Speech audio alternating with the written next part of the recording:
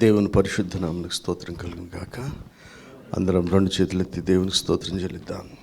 హల్లెలూయా. పరిశుద్ధ గ్రంథంలోంచి ఆదికాండం 2వ అధ్యాయం.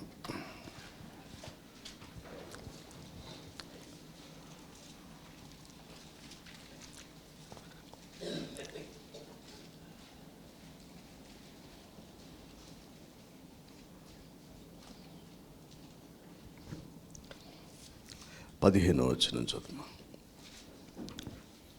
మరియు దేవుడైన యెహోవా నరుని తీసుకొని ఏదెను తోటను సేద్యపరచుటకును దాని కాచుటకును దానిలో ఉంచెను.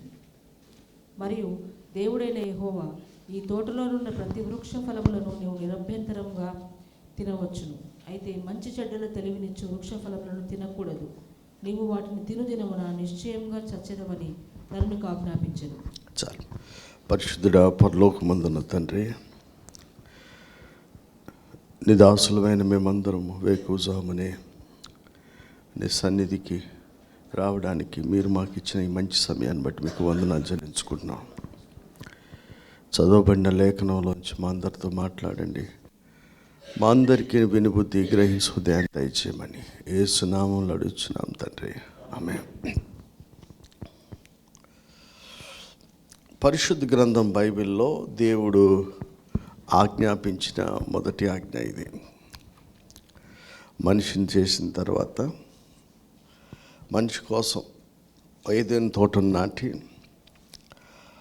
ఆ తోటలో పెట్టినప్పుడు దేవుడు ఆజ్ఞాపించింది ఒకటి నెంబర్ 1 ఏంటంటే, ఏదైనా తోటను సేద్యం చేయటానికి దాన్ని కాచుటకు దానిలో ఉంచాడు.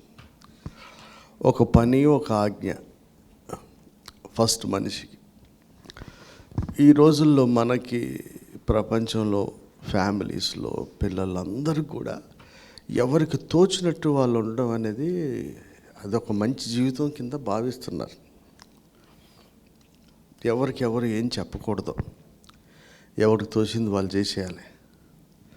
మాకు లేదా తెలివి, మాకు లేదా జ్ఞానం, మాకు తెలియదా, ఎవరికి ఎంత తెలిసినా వాళ్ళకి పైన నోడికి ఇంకొంచెం ఎక్కువ తెలిసి ఉంటుందని మనం నమ్మాలి. ఇప్పుడు మన పైన ఎవరన్నా ఉంటే వాళ్ళకి కొంచెం మనకన్నా ఉండకపోతే వాడిని పైన పెడతారు. మన దృష్టిలో మనం జ్ఞానం అనుకుంటాం. దేవుడు బైబిల్లో కూడా రాసి పెట్టింది అదే. ఒక పని, ఒక బాధ్యత, ఒక ఆజ్ఞ. ఫస్ట్ మానవుడి దగ్గర నుంచి దేవుడు ఆదామును తయారు చేసిన కాంచి ఒకటి నెంబర్ 1 ఏంటంటే, ఎక్కడైతే ఏదైనా తోటలో పెట్టాడో దాన్ని సేద్యం చేయాలి, దాన్ని కాపుకాయ. సేద్యం అంటే 2 విషయాలు. సేద్యం చేయటానికి సరదాగా ఎవడు చేయడు, ఫలం కోసమే సేద్యం చేస్తారు. మరి మనం సేద్యం చేస్తున్నామంటే మరి 2 నెలలకో, 3 నెలలకో, 6 నెలలకో, సంవత్సరానికో ఏదో ఒక పంట అయితే రావాలి కదా. పరిశుద్ధ గ్రంథంలో సామెతల్లో రాసిన మాట, అన్నిటికంటే ముఖ్యంగా నీ హృదయాన్ని భద్రపరచుకో. నేను ఎన్నోసార్లు చెప్తా, ఇప్పుడు కూడా చెప్తాను. నేను రోజు చేసే ఫస్ట్ ప్రార్థన అదే ఉంటుంది. అసలు నాకు మా తమ్ముడు కూడా ఒక పాట రాసి, అన్నిటికంటే నన్ను బాగా మోసం చేస్తుంది నా హృదయం అని. ఎప్పుడు ఎవరికి ఎట్లాంటి ఆలోచనలు వస్తాయో తెలీదు, ఎప్పుడు ఎవడి మీద కోపం వస్తుందో తెలియదు, ఎవడి మీద ప్రేమ వస్తుందో తెలియదు, అది ఎంతసేపు ఉంటుందో కూడా తెలియదు, దేని మీద ఆశలు పడతాయో తెలీదు, అవి ఎంతసేపు ఉంటాయో కూడా తెలియదు. అంటే అన్నిటికంటే మోసం చేసేది హృదయం. ఒకవేళ తోటను, హృదయాన్ని, సంఘాన్ని, ఇంటిని, దేన్ని సేద్యం చేసినా 2కో 3కో 6 నెలలకో సంవత్సరం ఒక ఫలం అయితే, సేద్యం అనే మాటకి ఫలం లేనప్పుడు సేద్యం అని ఎట్లా అంటారు? మన ఈ హృదయంలో కానీ, వ్యక్తిగత జీవితంలో కానీ, కుటుంబంలో కానీ, సంఘంలో కానీ, పరిచర్యలో కానీ నిజంగా సేద్యం చేస్తూ ఉంటే ఫలం ఏమన్నా వస్తుందా? రొటీన్గా సంవత్సరం అంతా ఇట్లనే ఉండి 5 ఏళ్ళు 10 ఏళ్ళు అయింది క్రిస్టియానిటీలోకి వచ్చి అంటే ఫలం ఏమి రావట్లేదు అనుకోండి. నిజంగా మనం సేద్యం చేయట్లేదని. కానీ దేవుడు ఫస్ట్ చెప్పిన పనే అది. ఏవేవో చేయటం కాదు, ఫస్ట్ తోటను సేద్యం చేసే క్రమంలోనే రాళ్ళు తీసేయటం, ముళ్ళ తుప్పలు తీసేయటం, గింజలు వేసేది ముచ్చట తర్వాత. చాలామందికి ఆ తుప్పలలోనే గింజలు వేసుకుంటూ పోతుంటారు. సేద్యం అంటేనే ఫస్ట్ తీస్తేనే భూమి తయారైతేనే గింజలు వేస్తారు. మనలో చాలామందికి ఏంటంటే మన చెత్త మనమే పెట్టుకొని గింజలు వేసుకుంటా పోతూ ఉంటే, అంటే ఉదయం దురాలోచనలు, చెడ్డ ఆలోచనలు, క్రియలు, ద్వేషం, పగ, సమాధానం లేని స్థితి ఇవన్నీ పెట్టుకొని రోజుకి 5 అధ్యాయాలు 10 అధ్యాయాలు చదివి గంట ప్రార్థన చేసి నీళ్ళు పోసి ఎన్ని వచ్చినా బైబిల్ ఏం చెప్తుంది? ముండ్ల తుప్పలు, గచ్చపొదలు వాటిని అణిచివేస్తాయట. ఏది ఎక్కువ పవర్ఫుల్ ఇప్పుడు? వాక్యం కంటేనా, బైబిల్ కంటేనా? మరి వాక్యం కన్నా విత్తనము మనిషి కుమారుడు విత్తుతున్నాడు, వాక్యం అని ఉంది అక్కడ. ఆ విత్తనం కూడా అణిచివేయబడ్డానికి ఎవరు కారణం అంట? ముండ్ల తుప్పలు, గచ్చపొదలు. వీటిని ఎవరు తీయాలి? మళ్ళా ఆయన వచ్చి నేను తీసి నేను వేస్తా గింజని చెప్పలే, మనల్ని సేద్యం చేసుకోమన్నాడు. నేను మిమ్మల్ని అందరినీ కోరేది, నాకు నేను చెప్పుకునేది, మనలో ఎవడు భక్తి సాధన చేయకూడదు అనే ప్రయాస ఎవరికి ఉండదు, అందరూ చేస్తారు. కానీ తోచిన భక్తి మంచిది కాదు. నేను నమ్మేది, తోచిన భక్తి మంచిది కాదు, లాజిక్ల ప్రార్థన అంతకంటే మంచిది కాదు. చూస్తాడులే చేస్తాడులే అని మనం అనుకోవద్దు. ఆయన తీర్పులన్నీ న్యాయం. ఎప్పుడేం చేస్తాడో కనికరం చూపిస్తాడు. తన్నించుకొని చూపించుకునే బదులు తన్నించుకోకుండా ఉంటే బెటర్ కదా, అప్పుడు గట్టిగా ప్రార్థన చేసే బదులు. సో బైబిల్లో ఉన్న మొట్టమొదటిదే సేద్యం చేయాలన్నది. మిమ్మల్ని అందరినీ నేను కోరుతున్నా, అసలు మన హృదయం సేద్యం చేయబడుతుందా? మన ఇల్లు, మన సంఘాలు, మన పరిచర్యలు, ఈ సేద్యం జరిగితే 100% ఫలం అయితే వస్తుంది. ఇప్పుడు నీకు 6 నెలల్లో 40 రోజుల్లో వచ్చిన ఫలం ఏమన్నా ఉందా? ఒకవేళ ఆలోచన చేద్దాం. ఫలం రావడం ఎంత ముఖ్యమో ఆ ఫలం నిలిచి ఉండాలి. రాలిపోయింది అనుకోండి, మళ్ళా కొంతమందికి వస్తుంది, కొంతమందికి రాలుతుంది. వచ్చింది కానీ రాలిందంటే ఓహో వీడు కూడా రైట్, వీడికి 50 మార్కులు ఏంటి అంటాడు ఎవడన్నా. రావడం ఎంత ముఖ్యమో నిలిచి ఉండటం కూడా. ఈ 40 రోజుల్లో మీరు సాధన చేసింది ఏదైనా నిలిచిందా? రాలిందా ఈ వారం రోజుల్లో? ఒకటి వ్యవసాయం చేయాలంటే పనికి రాని అన్నీ మనమే. ఆయన విత్తుతాడు, నీరు పోస్తాడు. ఆ విత్తి నీరు పోసిన దాన్ని ఫలింపచేయనట్లుగా రాళ్ళు, ముండ్ల పొదలు, గచ్చపొదలు ఇవన్నీ మనమే తీసేయాలి. మీకు ఉన్న గచ్చపొదలు ఏంటో మీకు తెలుసా? పొలాన్ని చూడంగానే దీంట్లో చెట్లు ఉన్నాయా, రాళ్ళు ఉన్నాయా, దీనికి ఏమైనా ఎరువు వేయాలా, పెంట వేయాలా, ఏమన్నా వేయాలా అనేది రైతుకి తెలుస్తుంది. అట్లనే మన హృదయంలో నాకు తెలిసి అందరికీ ఒక్క 10% తప్పనిచ్చి ఆ 10 కూడా ఆయన వెలుగులో బయలుపరచబడతాయి, రహస్యమైనవి. ఇంకొన్ని ఉపదేశం ద్వారా హెచ్చరిక చేయబడతాయి. కానీ 90 మటుకు ఎవరి వారికే తెలుస్తాయి. మరి తెలిసిన దానికి మనం ఏం చేస్తామంటే, కొంతమంది అయితే పర్వాలేదులే అనిపిస్తుంది, కొంతమందికి నేను చేస్తున్న మంచికి ఇది కొట్టుకుపోద్దులే అనిపిస్తుంది, కొంతమందికి దీన్ని మానేద్దాం అనిపిస్తుంది, చేయలేకపోతారు. ఏ కేటగిరీ అయినా తప్పు కింద కనపడుతూనే ఉంటుంది. సో నేను మిమ్మల్ని అందరినీ రిక్వెస్ట్ చేస్తుంది, నాకు నేను చెప్పుకుంటుంది ఏంటంటే, ముందు మన హృదయాన్ని సేద్యం చేయాలి. ఫలించాలంటే గచ్చపొదలు, రాళ్ళు మనమే తీసుకోవాలి. అసలు మన హృదయం గురించి పరిశీలన చేసుకునేంత టైం ఉండట్లేదు. బిజీ లైఫ్లో ఏమైపోతుందంటే, టైం ఎక్కడ ఉంది? దేనికి లేదు టైం ఎక్కడుందని ఈరోజు అన్నం మానేసిన సందర్భాలు ఉంటాయా కదా? ఆలోచన చేయండి. టైం సరిపోవట్లేదని డ్యూటీ మానేస్తామా?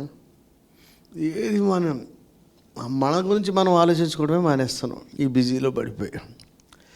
సో మిమ్మల్ని నేను కోరుతున్నా, 40 రోజులు చాలా మంచిగా మనం అందరం చేసాం. అది ఎప్పటికీ దేవుని సన్నిధిలో దేవుడు మనల్ని జ్ఞాపకం చేసుకునే దినాలే అవన్నీ. అంత వేకువనే వచ్చి ప్రార్థన చేయటం. మనలో చాలామందికి దేవుడు ఎంతో అంతరంగా శుద్ధి ఇచ్చి ఫలాన్ని ఇచ్చి ఉంటాడు.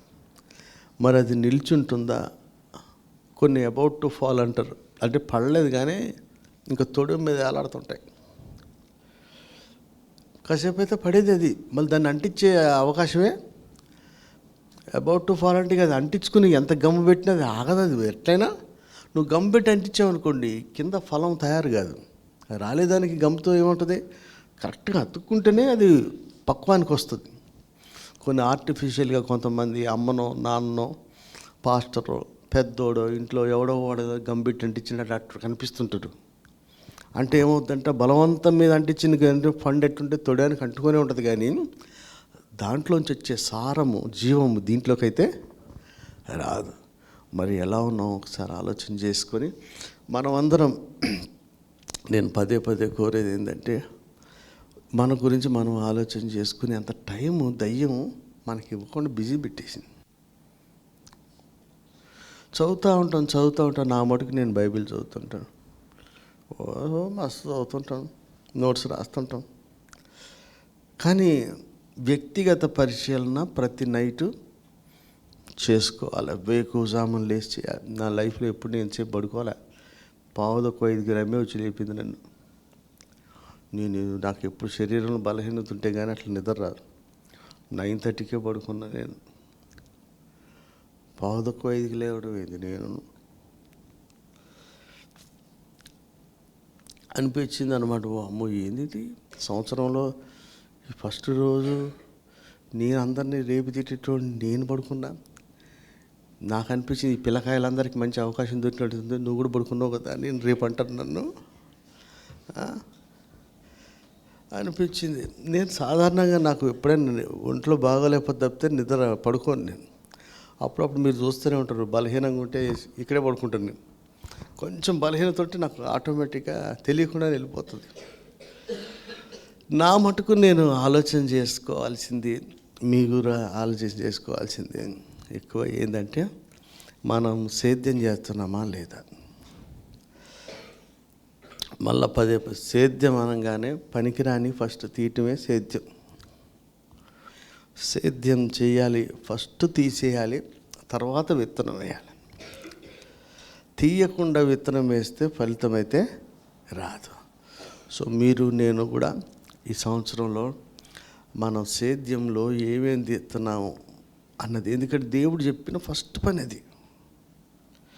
ఎవడెవడు వస్తాను లెక్క రాసుకోరా, టిప్పర్లు రాసుకో, ట్రాక్టర్లు రాసుకో, దూతలు రాసుకో అని చెప్పాడా? నేను ఎన్నిసార్లు వస్తున్నాను లెక్క పెట్టి అన్నాడు. ఏమన్నా దీన్ని సేద్యము చేయమన్నారు. సో మనం ఈ సంవత్సరం మొత్తంలో ఎక్కువ ఫోకస్ పెట్టాల్సింది ఏంటంటే దేవుడు చెప్పిన ఫస్ట్ పని సేద్యం చేయాలి. ఫస్ట్ మన హృదయం చేయాలి, మన ఇల్లు చేయాలి, సంఘం చేయబడాలి. అప్పుడేమవుతుంది, సేద్యం అనగానే ఫస్ట్ ఏముందో తీద్దాం, పనికిరాంది. ఏ గచ్చపొదలు ఉన్నాయి వాటిని నరికేసి బయట పడేయాలి. విత్తనం ముచ్చట తర్వాత, తీయందే విత్తనం లేదు. కాబట్టి మీరు నేను కూడా పర్సనల్గా ఏమేమి ఉన్నాయో తీసేసుకొని అవి మనమే చేయాల్సిన, ఇంకొకరు చేసే పనే కాదు, అది మనమే చేయాలా. విత్తనానికి ఎట్లా రూపం వస్తుంది, గింజ నుంచి చెట్టు ఎట్ట వస్తుంది అనేది దేవుడు చేస్తాడన్నది బైబిల్లో. కానీ గచ్చపదులు ఎట్ట తీస్తాడో దేవుడు చేస్తాడంటలేదు, అవి మనమే తీసేసుకోవాలి. రాళ్ళు మనమే తీసుకోవాలి. సో ఈ రోజున మనందరికీ ఒకే ఒక పని ఫస్ట్ చేయాల్సిందే. సేవ చేస్తున్నా, ఉద్యోగం చేస్తున్నా, ఇంకేదో చేస్తున్నా అనే బదులు హృదయాన్ని సేద్యం చేసుకోవాలి.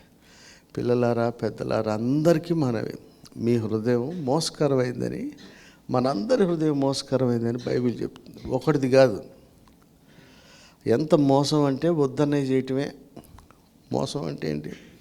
దేవుడు చెప్పిన దానికి అతిక్రమించి మనకి నచ్చింది చేస్తుంది. కొంతమందికి కఠిన హృదయం ఉంటుంది, కొంతమందికి పశ్చాత్తాప హృదయం ఉంటుంది, కొంతమందికి మారని హృదయం ఉంటుంది. అంటే రోజు తప్పు అనిపిస్తుంది, రోజు చేస్తూనే ఉంటాడు. కొంతమందికి చేస్తే ఏం బయలు, ఇదేం లెక్కలోకి రాదు. పిల్లలు ఉంటారు కదా, బ్యాగ్ తీసుకుపోవడం అంటే అది లెక్కలోకి రాదు, అడిగి బ్యాగ్ లేకుండా పోయేస్తాడు, అట్నే పోయేస్తాడు. అయ్యో మర్చిపోయానన్న బాధ లేదు, అందులో ఎందుకంటే ఇది ఉన్నా. అట్లనే జీవితంలో కొంతమంది కొన్ని తప్పులు కూడా బడికి బ్యాగ్ లేకుండా పోవటం అయింది. కొంతమంది లైఫ్లో క్రైస్తవుడిగా ఇది ఎట్లా మనకి అని అనిపించదు, ఇది ఉన్నా పర్లేదు అనిపిస్తుంటుంది. సో మనం అందరం కూడా సేద్యం చేయటానికి ఫస్ట్ దేవుడు చెప్పిన పని అని భావించి మన హృదయంలో పనికిరాని ఏమైనా ఉన్నారు, రాళ్ళు కానీ, ముండ్ల తుప్పలు, గచ్చపొదలు, ఇవన్నిటినీ తొలగించుకోవడమే సేద్యం. రెండవ మాటకు వస్తే, దేవుడు తినవలసింది ఫస్ట్ మొదటగా ఆజ్ఞాపించిన ఆజ్ఞ ఏమని? అన్నీ తినొచ్చు కానీ ఒకటి నువ్వు వాటి తినుదినమున నిశ్చయముగా ఆజ్ఞ, మొదటి ఆజ్ఞ కూడా. మళ్ళా చెప్తాను, ఫ్యామిలీస్లో, చర్చ్లో అందరికీ స్వేచ్ఛ, ఎవరికి ఏమీ చెప్పకూడదు.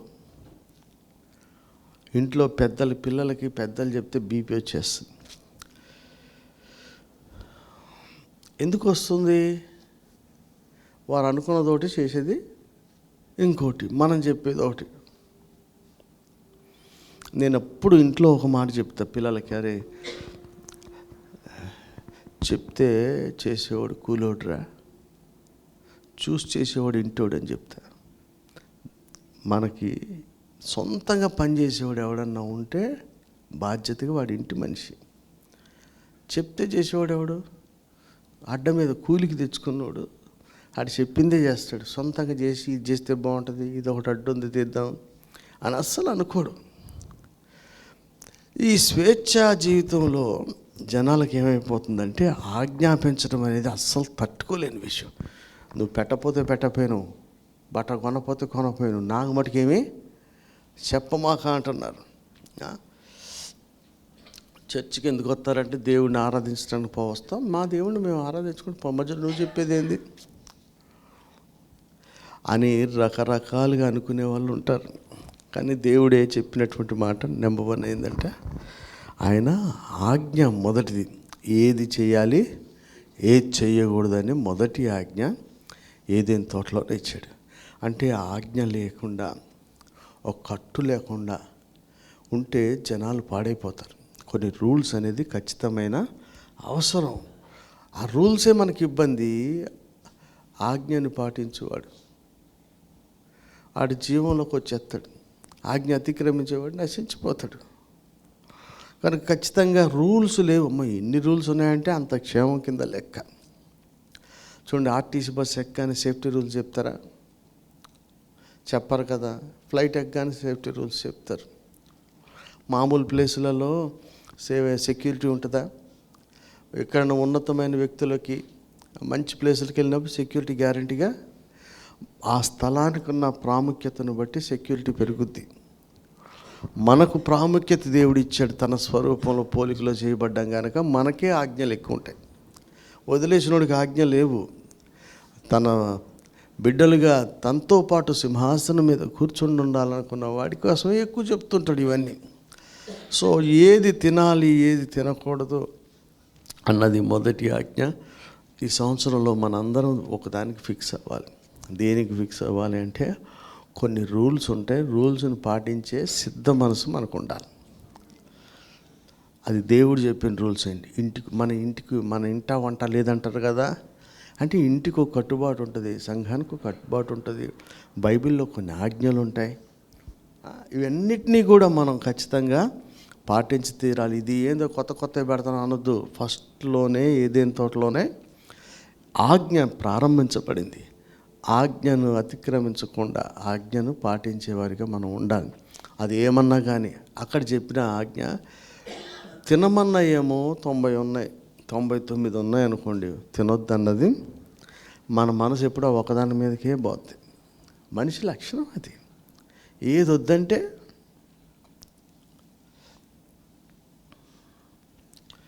ఏది వద్దంటే అటే పోద్ది. అదే మన కళ్ళకు రమ్యమైనదిలా కనిపించేది ఎవడు చెప్తాడు దాన్ని అట్లా మేకప్ వేసి? దయ్యం చెప్పుది. అప్పటిదాకా రోజు చూసే పండు బాగానే ఉంటుంది. అది చెప్పంగానే కళ్ళకు అంటే మనతో మాట్లాడేవాడు ఎవడు అనేది కూడా చూసుకోవాలి. ఒంటరిగా ఉంటే దయ్యం వస్తుంది, జంటగా ఉంటే దయ్యం రాదు. అది ఎప్పుడైనా అవకాశం చూస్తుంటుంది. కనుక మీరు నేను మన సహవాసం బైబిల్లో ఉంది కదా, దేవునితోనూ కుమారునితోనూ పరిశుద్ధాత్మతోనూ పరిశుద్ధులతోనూ సంఘంతోనూ సహోదరులతోనూ ఎప్పుడు కూడా సహవాసం ఉండాలని నేను మీ అందరికీ తెలియజేస్తున్నాను. కనుక ఈ సంవత్సరంలో మళ్ళీ మీ అందరికీ ప్రేమపూర్వకంగా రిక్వెస్ట్ చేస్తుందంటే సేద్యం చేయాలా. సేద్యంలో ఫస్ట్ చేయాల్సింది విత్తనాలు వేయటం కాదు, నీరు పెట్టడం కాదు. పనికిరాని తీసేసి విత్తనము వేయుటకు అనుకూలంగా దాన్ని తయారు చేసుకోవాలి. నేను మీ అందరికీ మళ్ళీ ఒక మాట చెప్తాను, మీ ఇష్టం, మీరు ఎట్లా చేయండి. నా మటుకు నేను ఈస్టర్ వరకు ఫస్ట్ విత్తనం వేయకుండా ముందు పనికిరాని అన్నీ తీసేసి ఏ గింజ చేసిన రప్ప నూరంతలు వచ్చేలా తయారు చేసుకుందాం. గింజలు వేయటం ముఖ్యం కాదు. అక్కడ ఎంత వేస్తే ఉంది, గచ్చపోతలు తినేస్తున్నాయి, రాళ్ళల్లో ఎక్కువ మొరగదు. ఇప్పుడు ఫలించడం ఇంకా 3 నెలలు ఉంది కదా. ఒకే ఒక సాధన, ఇది ఏ విత్తనం వేసినా, ఇది అంటే ఏ ఉపదేశం చేసినా, చిన్న ప్రార్థన చేసినా, ఒక మాట బలికితే క్షేమాభివృద్ధి, ప్రార్థన చేస్తే జవాబు వచ్చేయాలి, విత్తనం వేస్తే 100 ఫలం వచ్చేయాలి. ఇవన్నిటికీ ఏది ఉండాలా? భూమి అనుకూలంగా ఉండాలి. కాబట్టి ఒక ఈస్టర్ మార్చికి వచ్చింది అనుకుంటున్నా, మార్చిలో ఉంటుంది అనుకో. ఈ 3 నెలలు ఒకే ఒక సాధన. నా మటుకున్నాను, మీరు ఏ స్టేజ్లో ఉంటే దాని ప్రకారం చేయండి. ముందు రాయి, ముళ్ళ తొప్పలు, గచ్చ పొదలు తీసేసి నా విత్తనం కొల్లకూడదు. ఈ సంవత్సరంలో విత్తనం అనేది కొల్లొద్దు. రెండోది, ఈ సంవత్సరంలో నా మొక్కని గచ్చ పొదలు అణిసివేయకూడదు. రాతి నేలను పడి కొద్దిసేపు ఉండి మళ్ళీ మాది ఎండిపోవద్దు అనే ఒక టార్గెట్ లాగా పెట్టుకొని మన హృదయాన్ని మంచిగా వ్యవసాయం చేయాలి, సేద్యం చేయాలి. సేద్యం అనగా అందరికి మళ్ళీ చెప్తున్నాను, విత్తనాలు వేయటం కాదు, నీరు పెట్టడం కాదు. ఫస్ట్ చేయాల్సిందే రాళ్ళు, గచ్చపొదలు, ముండ తుప్పలు తీసేసి ఈస్టర్ వరకు ప్రయత్నం చేద్దాం. ఎట్లుండాలంటే దేవుని మాటను మళ్ళీ చెప్తున్నాను కదా, మాట పలికితే క్షేమాభివృద్ధి కలగాలి. ఒక వాక్కు చెప్తే అటువైపు దాంట్లో పశ్చాత్తాపం రావాలి. అంటే యేసుప్రభు చెప్తే వచ్చిందంటే ఆయన చెప్తే కూడా రాలా. కొంతమంది ఉంటారు, ఎవడికి వస్తుంది? ఫస్ట్ మెసేజ్ నుంచి 3.5 సంవత్సరాలు తిరిగిన పరిచయాలు ఏ మెసేజ్కి మారలా, ఏ సూచక్రియకు మారలా. కానీ జనసమూహాలు అయితే మారుతూనే ఉంటారు కదా. ఎవడో ఒకడు ఉంటాడు బండ హృదయం ఉండడు, మిగతా వాళ్ళు అయితే అవుతుంటారు. సో మాట క్షేమాభివృద్ధి, మన మాట కృపాసహితంగా క్షేమాభివృద్ధిని కలిగించేటట్టుగా, మన ప్రార్థన జవాబు తెచ్చేదిగా, మనం ఎవరికైనా చెప్తున్న విత్తనం అది ఫలించాలి. అంటే ముందు మనకు ఫలించింది ఆడికి ఫలించదుగా. అంటే అనుభవ సాక్ష్యాలు మనకి ఉండాలి. అక్కడ జరిగింది, ఇక్కడ జరిగింది, నాకు జరిగిందని చెప్పే అనుభవ సాక్ష్యాలు. దీని కొరకు అందరం కూడా మనం ఏం చేద్దామంటే ఫస్ట్ ఈ 3 నెలల్లో ఉన్నవన్నీ తీసేయాలి. మనకు తెలిసి మళ్ళీ చెప్తున్నా, మనకు ఏముంది అంటే ఇప్పుడు నాకు చూస్తే ఏముందని చెప్తే ఎవరు చెప్పకుండానే బొజ్జుందని తెలుసు. దీనికి డాక్టర్ అవసరం లేదండి. దానికి ఎందుకు డాక్టర్ పట్టుకొని ఎవరు బాబు నీకు ఎంత ఉందని చెప్తాడు ఇట్టాడు. అసలు డాక్టర్ అంటే లోపల చెప్పేది, బయటకు కనబడేవి మనం తీసేద్దాం. మనం రోజు ప్రార్థన సహవాసంలో ఉంటే లోపల ఉన్నవి కూడా ఆటోమేటిక్గా కనపడేది. సేద్యం చేసి 2026లో 100 ఫలం రావాలి. మీరు 30కి 60కి సరిపెట్టుకుంటున్నారేమో, కానీ నేనైతే 100 ఫలం కోసమే చూస్తున్నా. దానికి సరిపడా జీవితం ఉందంటే లేదు, కానీ ప్రయాసపడదాం, ప్రార్థన చేద్దాం, ప్రభు పాదాల దగ్గర పట్టుకుందాం, సహవాసంలో నిలిచిందాం. దేవుడు తన కృప ద్వారా మన ప్రార్థన, మన సంఘ ప్రార్థన, ఒకరికొకరు చేసే ప్రార్థన, మన పైన ఉన్నోడు ప్రార్థన, అన్ని ప్రార్థనలు అంగీకరించి ప్రతి చెత్త తీసేసి ఈ నేలని హృదయాన్ని సిద్ధపరిచి 30 అంతలు 60 అంతలు కాదు, 100కి 100 అంతలు. ఎందుకంటే మన పితరుడైన అబ్రహాం ఇస్సాకు విత్తనం వేస్తే 100 వచ్చింది. అంటే అది కూడా సాధ్యం అని ఉంది. మనకు కూడా అట్లనే ప్రార్థన చేయి. చిన్నదానికి ఎందుకు చేయాలి ప్రార్థన? పెద్దదానికే చేద్దాం. 100 ఫలం వచ్చేలాగా ప్రార్థన చేయనట్లుగా ఈస్టర్ గుడ్ ఫ్రైడే రోజుకి ఇంకా ఏ తుప్ప అని ఇయ్యాలే పోయినాయి అన్నావు అనుకో, నువ్వు మంచోడివే. అంత తొందరగా బీకేస్తే మంచిదే చేసుకుంటే మంచిది, ఎంత తొందరగా చేస్తే అంత మంచిది. కానీ ఒక టార్గెట్ పెట్టుకొని అస్సలు ఏమీ లేకుండా ఆత్మ సంబంధమైనటువంటి బిడ్డలుగా సంపూర్ణంగా మారిపోయి మనం దేవుని చిత్తాన్ని నెరవేర్చి వాక్యం మనలో కలిగి ఉండి మనమే దైవములుగా, ఎవరి దగ్గరికి వాక్యం వస్తే వాడు దైవములు అయిపోయారట. మనం కూడా ఆ స్టేజ్కి వెళ్ళాలని నేను ఆశపడుతున్నా. మనం అందరం కలిసి ప్రయత్నం చేద్దాం, ప్రార్థన చేద్దాం. ఒక సేద్యం చేసే మంచి నేలగా మన హృదయం ఒకటి చెప్తలేను, హృదయం, కుటుంబం, సంఘం 3. ఇందులో ఎక్కడ గచ్చపొదలు, రాళ్ళు, ముళ్ళ తుప్పలు ఉండొద్దు. అట్లా 100 ఫలం వచ్చినట్లుగా ప్రార్థన చేద్దాం. దేవుడి మాటలు దీవించుగాక. ఆమేన్.